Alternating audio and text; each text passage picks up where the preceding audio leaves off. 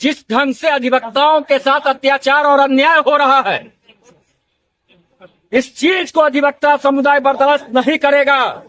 अधिवक्ता कमजोर नहीं है, अधिवक्ता समाज का मार्गदर्शक है। घिसते हुए, कॉलर पकड़ते हुए, मारते हुए ले गए। अब हम मानहानि का मुकदमा 1 करोड़ का करेंगे, उसकी तैयारी कर रहे हैं।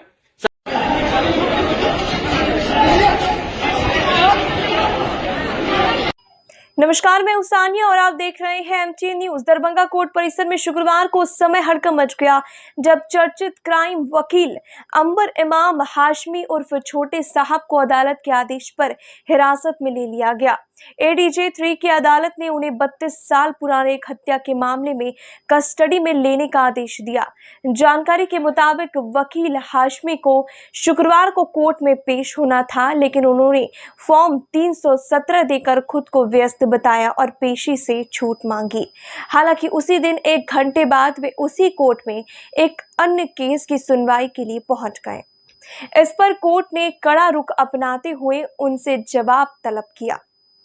जवाब संतोषजनक नहीं पाए जाने पर एडीजे 3 ने उन्हें तुरंत हिरासत में लेने का आदेश दिया। इसके बाद पुलिस ने उन्हें गिरफ्तार कर जेल भेज दिया।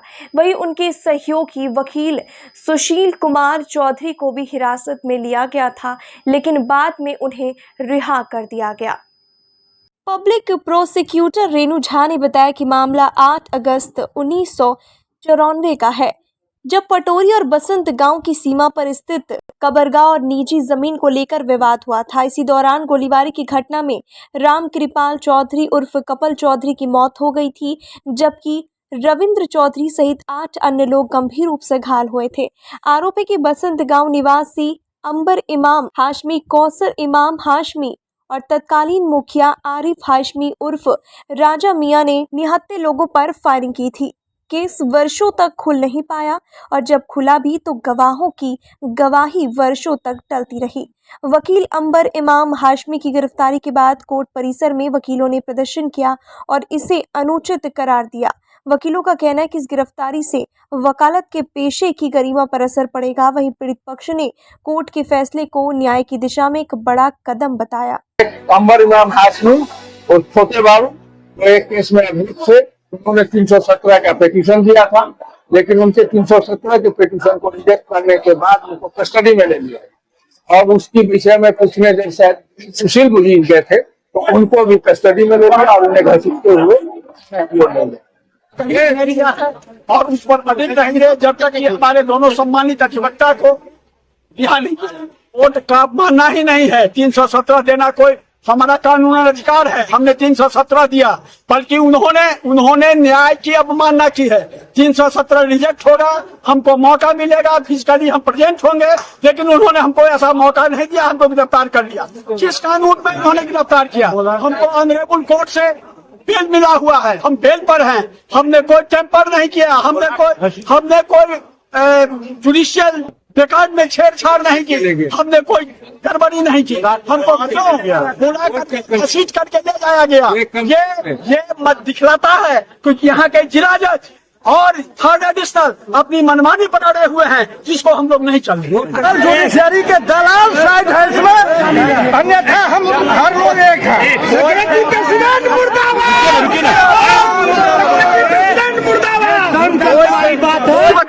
वो सारे एक हैं, जो अधिवक्ता नहीं है, जूता सिलाई का काम करते हैं, वो हमसे अलग है। अच्छा, ये बता सकते हैं कल आपने कार्य बहिष्कार का ऐलान किया है, कल आपने कार्य बहिष्कार का जो ऐलान किया, किस तरह कार्य बंद रहेगा यहाँ? अधिवक्ता के मान सम्मान के साथ यहाँ के जिला जज और तृतीय सत्र न्यायाधीश ने किया है, उसके एवज में हम लोगों ने ऐलान किया कि जब तक हमारे अधिवक्ता को स्वसम्मान वापस नहीं लाया जाता, तब तक हम लोग उनके कोर्ट साइड संपूर्ण जिला के कोर्ट का बहिष्कार करते हैं। धन्यवाद देना चाहते हैं अपने अधिवक्ता समुदाय को, जिनके दबाव में मुझे बाइज्जत लहरियासराय थाना अध्यक्ष रिहा किया, और हम लहरियासराय थाना अध्यक्ष को भी धन्यवाद देना चाहते हैं कि चूंकि पुलिस कांस्टेबल के द्वारा मुझे पकड़ा गया, घसीट कर ले जाया गया, लेकिन उनके थाना पर पहुंचने के बाद थाना अध्यक्ष ने स्पष्ट कहा कि आप इनको क्यों डिटेन कर रहे हो भाई, ये एक्यूज नहीं है। तब वहां से हमको सम्मान पूर्वक वहां से छोड़ा गया। लेकिन जिस ढंग से अधिवक्ताओं के साथ अत्याचार और अन्याय हो रहा है, इस चीज को अधिवक्ता समुदाय बर्दाश्त नहीं करेगा। एक वरीय न्यायिक पदाधिकारी के इशारे पर जिस ढंग से आज हमारे वरीय अधिवक्ता को 317 खारिज करते हुए उनको कस्टडी में लिया गया, यह बिल्कुल पूरे बिहार में फूकेगा, ये मैं आप लोगों को बताना चाहता हूं। अधिवक्ता कमजोर नहीं है, अधिवक्ता समाज का मार्गदर्शक है और अधिवक्ता अब संघर्ष प्रारंभ कर दिया है। कल से प्रारंभ होगा और यह तब तक जारी रहेगा जब तक जुडिशियल सिस्टम में करप्शन नहीं समाप्त हो जाता है। गलती यही हुई कि उनको लगा कि हम अंबर इमाम हाशमी हैं, चूंकि थाना अध्यक्ष उस समय थे नहीं, पुलिस कांस्टेबल वगैरह जो थे वो जबरदस्ती सीढ़ी पर घिसते हुए कॉलर पकड़ते हुए मारते हुए ले गए। अब हम मानहानि का मुकदमा 1 करोड़ का करेंगे, उसकी तैयारी कर रहे हैं सारे अधिवक्ता समुदाय से बात करके। हम जिला पुलिस प्रशासन से मांग करना चाहते हैं कि आप सीसीटीवी फुटेज देखिए, हमको कौन ऐसा पदाधिकारी किसके इशारे पर ऑफिसर्स ऑफ द कोर्ट को घसीटते हुए थाना पर पैदल ले गया मारते हुए। ये मैं एसएसपी दरभंगा से मांग करता हूं, डीआईजी मिथिला क्षेत्र दरभंगा से मांग करता हूं कि आप एक निर्दोष व्यक्ति को क्यों डिटेन करवाए, आपके पुलिस पदाधिकारी मारते हुए किस ढंग से ले गए, इसकी जांच होनी चाहिए, निष्पक्ष जांच। मैं वहां गया था कटसी में, एक अधिवक्ता के साथ हुआ तो स्वाभाविक है, एक मीडिया वाले के साथ होगा तो सारे मीडिया एक हो जाते हैं। हम जानकारी लेने गए थे, हम बेनीपुर से आए थे जानकारी लेने के, आखिर हो क्या रहा है। जानकारी लेना भी अपराध है क्या? जानकारी लेना कोई अपराध नहीं है। पूरे देश का राष्ट्रीय महामंत्री हूं अखिल भारतीय अधिवक्ता कल्याण समिति युवा प्रकोष्ठ का, पूरे देश का यह मामला honourable chief justice Patna high court और ऑनरेबल सीजीआई सुप्रीम कोर्ट तक यह मामला जाएगा। कल से लगातार संघर्ष हम लोग करेंगे इस मामले को लेकर, चुप बैठने वाले हम नहीं है। अच्छा, लगातार तीसरे वकील को इन्होंने जेल भेजा एक न्यायिक पदाधिकारी के इशारे पर।